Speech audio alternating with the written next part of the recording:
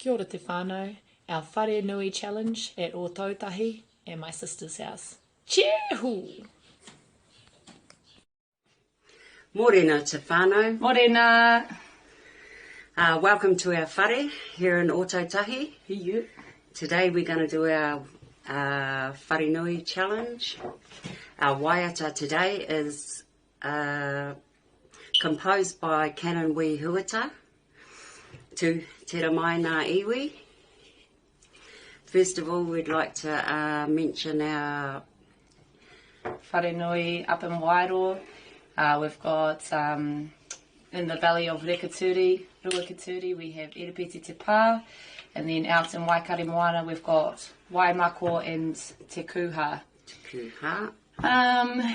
Ko Pimi o Erepeti mai aho, and this is my tuakana, my big sis. And Marie. Yep. Let's just crack straight into it.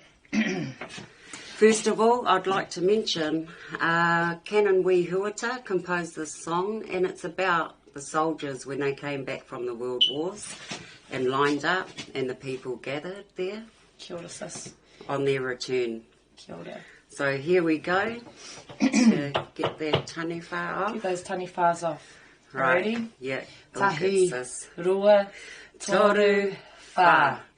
Tu te mai ngā iwi, O e, tātou, tātou e. Tu te mai ngā iwi, O e, tātou, tātou e.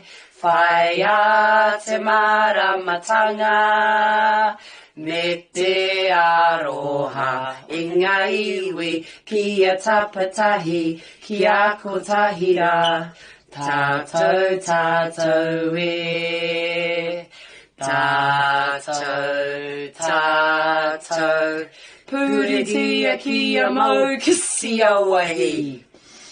Thank you for watching our Whare Nui challenge. Nō reira, tēnā koutou, tēnā koutou, tēnā koutou katoa.